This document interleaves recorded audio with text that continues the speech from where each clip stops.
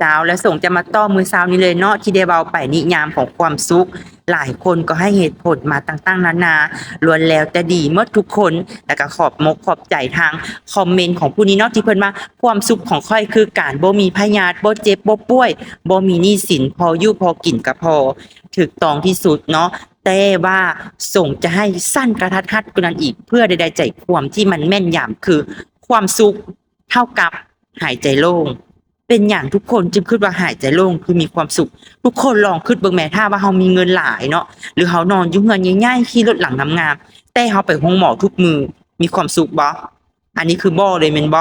แต่ว่าเฮาเองนี่นะตื่นมามื้อใดหายใจสะดวกสบายกินข้าวแซ่บนอนหลับดีนี่แหละคือความสุขที่แท้จริงความสุขเท่ากับหายใจโล่งคือคำตอบที่ทุกคนเองลองไปนำใส่เบิ่ง ทุกมื้อที่ทุกคนตื่นนอนมาทุกคนได้ว่าบ่ขอบใจตัวเองขอบใจที่ยังมีชีวิตอยู่ฮอดมื้อนี้แล้วก็ขอบใจที่รักตนเองอยู่เคียงข้างตนเองแล้วก็ครอบครัวบางคนบางครอบครัวเนาะก็ลืมให้ความสุขตนเองเด้เนาะ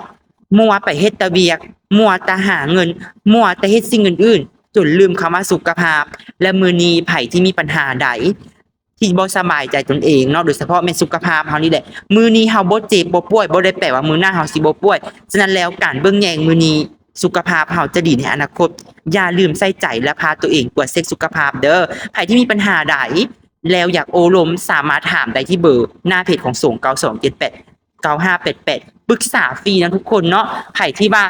ยังมีปัญหาและบ่มีปัญหาก็ตามแต่ฮอดขวบตนเองหรือว่าปีหนึ่งให้ได้กวด1 หา 3 ครั้งจะดีที่สุดต่อกับสุขภาพเราเองเด้อ